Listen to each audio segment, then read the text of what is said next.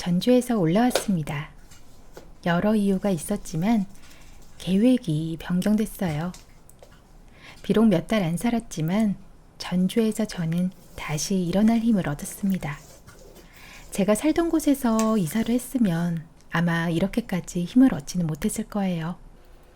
비록 돈은 날렸지만 그 이상을 얻고 올라와서 저는 만족합니다.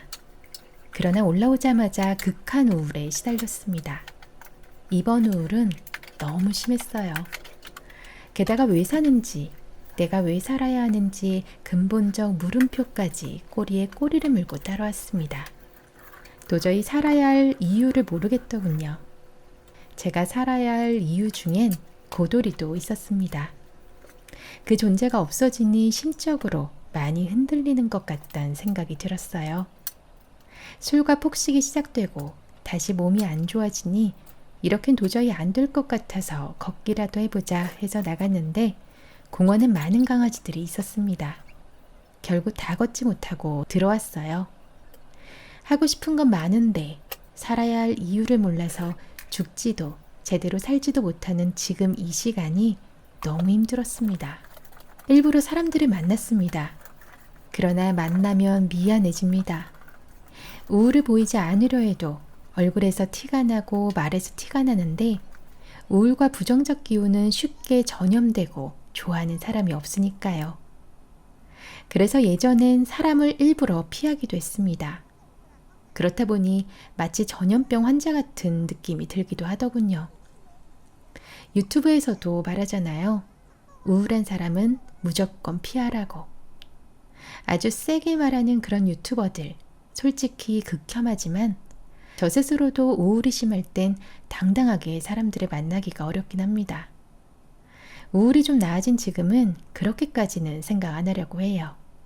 피해야 할 사람들은 우울한 사람들이 아닌 못돼 처먹은 사람들, 이기적이거나 나르시스트, 가스라이팅하는 이런 여러 똥 같은 부류의 인간들이나 피해야죠.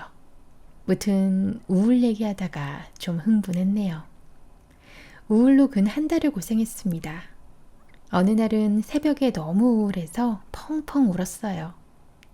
엄마한테 전화해서 우울하다고, 너무 우울해서 미쳐버릴 것 같다고 울면서 말하고 싶었지만 전화할 수는 없었습니다. 움직일 힘도 없고 숨쉬기도 힘들었습니다. 그 사이에 병원에 가서 약 받아오고 다시 약을 먹었어요. 그리고 제게 주어진 일들을 했습니다. 중요한 일들을 앞두고 있는 그 며칠 전까지도 저는 우울에 파묻혀 아무것도 하지 못하고 있었습니다. 진짜 펑크를 낼 것 같다 할 정도였는데 그 고비는 이번에도 다행히 넘겨서 그래도 일은 마무리했고 주변의 긍정적인 분들과 얘기하면서 조금씩 나아졌습니다. 남에게 피해주는 거 정말 싫어하고 펑크는 절대 프로답지 못한 일이라서 제 병으로 인해 저한테 잡혀진 일을 망치진 않습니다. 단지 제 스스로의 발전에 제약이 계속 걸려서 힘들기는 하죠. 어쨌든 일은 확실히 치료약 중 하나입니다. 물론 제가 하고 싶은 일에 한해서죠. 일로 인해 다시금 희망을 얻고 미래를 그릴 수 있기 때문이니까요. 물론 같이 일하는 분들과는 일하기 싫다면서 계속 푸념만 늘어놓지만 사실 진짜 하기 싫은 일이라면 푸념 정도가 아니라 매일 한숨만 쉬면서 술에 쩔어 살았을 겁니다. 요즘은 다시 운동 시작하고 식단 조절하면서 규칙적으로 생활하고 있습니다. 라고 대본을 썼는데 며칠 지나고 녹음하는 지금은 우울이 다시 시작돼서 좀 힘드네요. 계속 눈물바다입니다. 그래도 이번엔 잘 이겨낼 겁니다. 저는 강한 기복시니까요. 우울이 나아지고 나니 제가 아무 생각 없이 청소하고 움직이는 게 정말 신기하더라고요. 한 달 우울을 너무 빡세게 앓았더니 최근에 제가 모두 신기합니다. 그렇게 우울을 오래 앓았는데도 매번의 우울이 그리고 우울이 가시고 난 다음이 새롭습니다. 물음표였던 삶의 의미도 사라졌습니다. 오늘 하루 잘 살자 그저 그 생각뿐입니다. 계획은 잡되 너무 먼 미래의 계획은 잡지 않았습니다. 솔직히 그때 제가 살아있을지 아닐지도 모르기에 그냥 오늘에 충실하려고요. 부정적으로 보이시나요? 그러나 언젠가 사람은 죽잖아요. 언제 어떻게 죽을지 모르는데 마냥 긍정 미래만 꿈꾸며 살다가 얼마 안 남은 삶을 알게 되면 참 절망적일 것 같습니다. 그래서 저는 그저 지금 제게 주어진 역할에 충실하면서 잘 살고 싶습니다. 시간이 지나서 생각이 어떻게 바뀔지 모르겠지만 그냥 지금 제 생각은 이래요. 아마 이전 영상에서도 이런 얘기 몇 번 했던 것 같은데 앞으로도 계속 할 것 같네요. 먼 미래의 계획까지는 안 잡아도 돈은 모을 거고 하루살이처럼 살지는 않을 것입니다. 이제 철 좀 들려고요. 이번 달에 지방이 좀 많이 내려가는데 가을날 고속도로는 일하러 가는 길임에도 드라이브 하듯 기분이 좋습니다.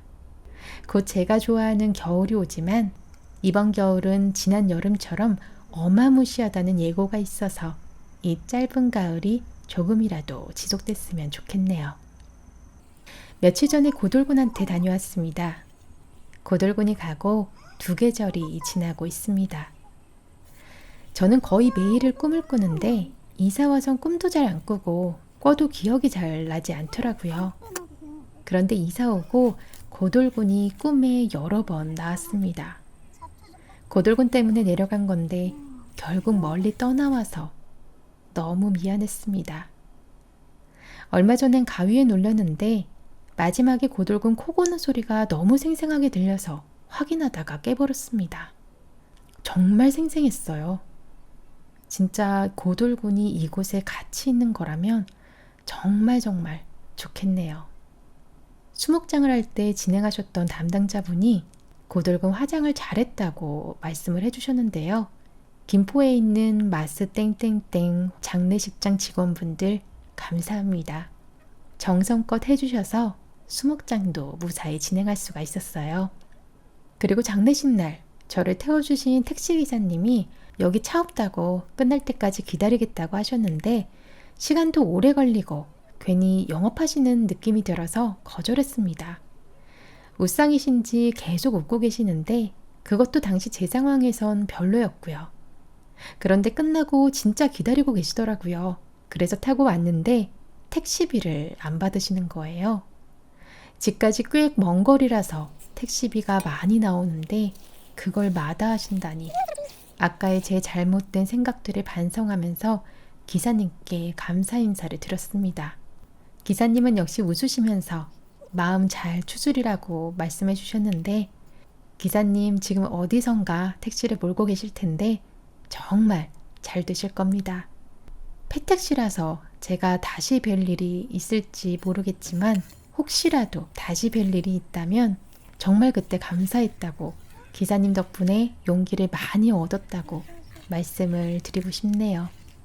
많이 늦었지만 정말 감사했습니다. 세상엔 나쁜 사람들도 많지만 좋은 사람들도 참 많은 것 같아요. 고돌군이 떠났을 때 저는 의외의 사람들에게 위로를 받고 또 의외의 사람들에게 상처를 받고 다양한 마음들을 겪었는데요. 누구는 못되고 누구는 착해서 그런 거다 단정 지을 수는 없지만 어쨌든 내가 힘들 때 위로해줄 한 사람이라도 있다는 건 참 다행이라는 생각이 듭니다. 다시 올라오니까 엄마와 가까워져서 좋네요. 사실 엄마가 더 좋아합니다. 올해 가장 큰 수확은 엄마와 친해진 겁니다. 아직 어색한 것도 많지만 그래도 이 정도면 많이 친해졌으니 내년엔 더 많이 친해져야겠습니다. 김기복이었습니다.